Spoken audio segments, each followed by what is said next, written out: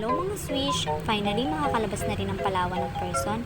Grabe ang saya ng puso ko niyan. Kahit nga may mga di magandang nangyari sa amin bago ang travel namin na ito.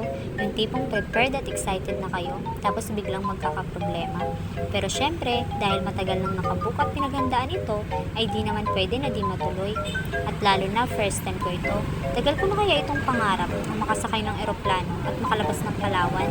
Madaming plano noon pero ayun, laging di natutuloy. Akala ko nga dati tatanda na lang ako, hindi pa rin ako makakasakay ng eroplano. Syempre, promo din yung nabook namin ito. Hapon na nga din yan dahil 4 PM yung napabook na ticket.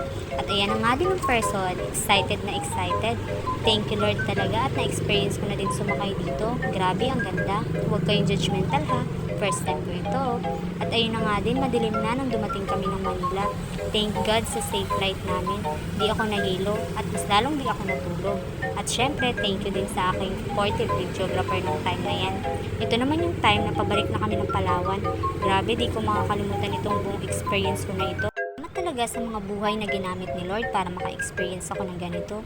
Finally, for the second time, sasakay ulit tayo ng eroplano. Wow! Napakaganda nga ng ulap at ang kulay ng sinog ng palubog na araw nung time na yan. At sana hindi ito ang una at huli. Baka naman. Thank Lord talaga for this moment to enjoy life.